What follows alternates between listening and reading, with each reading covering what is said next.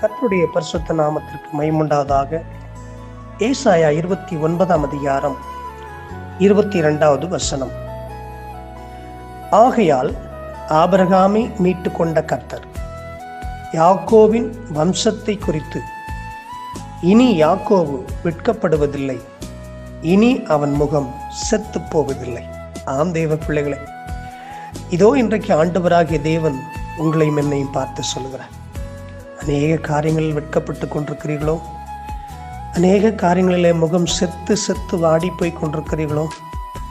எந்த சூழ்நிலைகளிலும் எனக்கு சமாதானம் இல்லை, சந்தோஷம் இல்லை, என்னுடைய வாழ்க்கையிலே போராட்டங்களும் துன்பங்களும் வேதனைகளும் அதிகமாகி கொண்டே இருக்கிறது, என்னுடைய வாழ்க்கையில ஒரு மீட்பு கிடையாது, சமாதானம் இல்லை, சந்தோஷம் இல்லை, எதிர்காலத்தை குறித்தும் சூழ்நிலைகளை குறித்தும் ஒருவேளை கலங்கி கொண்டிருக்கிறீர்களோ? இன்றைக்கு ஆண்டவராகிய தேவன் உங்களையும் என்னையும் பார்த்துதான் சொல்லுகிறார். ஆபிரகாமை மீட்டு கொண்டேன் என்று சொல்லுகிறார். யாக்கோபின் வம்சத்தையே ஆசீர்வதித்த கர்த்தர். ஆம், ஆபிரகாமை மீட்ட தேவன் உங்களையும் என்னை மீட்டெடுத்திருக்கிறார்.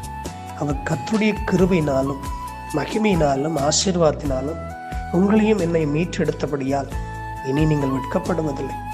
ஆம் சகோதரா, சகோதரி, அம்மா, ஐயா, தம்பி, தங்கச்சி, எந்த இடத்துல வெட்கப்பட்டீங்களோ அதே இடத்துல கர்த்தர் உங்கள் வெட்கத்தை மாற்றுவார். உங்களை தலை நிமிர்ந்து நடக்க வைப்பார். உங்கள் முகம் எந்த இடத்துல செத்து போனதோ, நீங்கள் கூனி குறுகி எங்கு அவமானப்பட்டு வந்தீர்களோ அதே இடத்துல உங்களை கர்த்தர் உயர்த்தி முகமலர்ச்சியை தந்து ஆசீர்வதிப்பாராக. இதோ இந்த வேளையிலே உங்கள் வெட்கத்துக்கு பதிலாக எட்டத்தனையாய் கர்த்தர் பலன் தந்து ஆசீர்வதிப்பாராக. God bless you. Amen.